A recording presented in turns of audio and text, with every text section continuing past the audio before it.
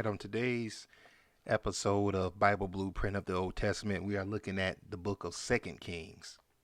Second Kings is 12th in order of the Old Testament. There are 25 chapters in the book, and the type of book it is history. An overview of Second Kings. This book contains the remaining history of the biblical kings. Elijah continues his work as prophet, and Elisha succeeds him. It is a very dark period as God's warnings about the evil nature of kings come to pass. The only way to repentance is through misfortune, and both kingdoms fall to invaders. Only Judah repents.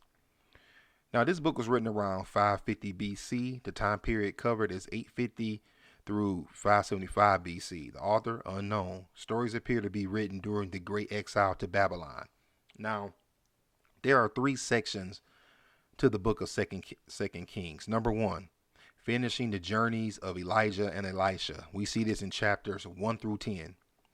Elijah is taken up to heaven and is only the second person in history to circumvent death. See Enoch in Genesis chapter 5.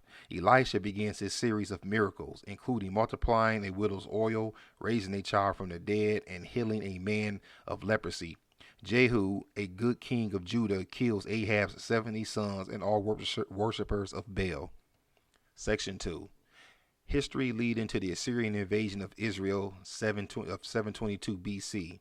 This is covered in chapters 11 through 17. Various kings reign over Israel.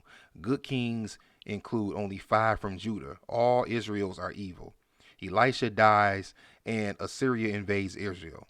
Hoshea reigns over Israel, which becomes subject to the Assyrians. The 10 tribes of Israel are carried away as captives. Section 3. History leading to the Babylonian invasion of Judah, 585 BC. We see this in chapters 18 through 25.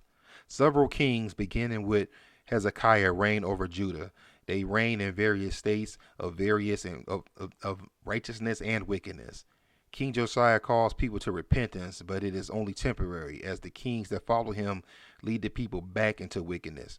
Under King Zedekiah, Babylon invades Judah. Jerusalem and the temple are destroyed, and the people are taken into bondage. All right, that brings us to the end of our overview of the book of Second Kings. That's all for now. God bless.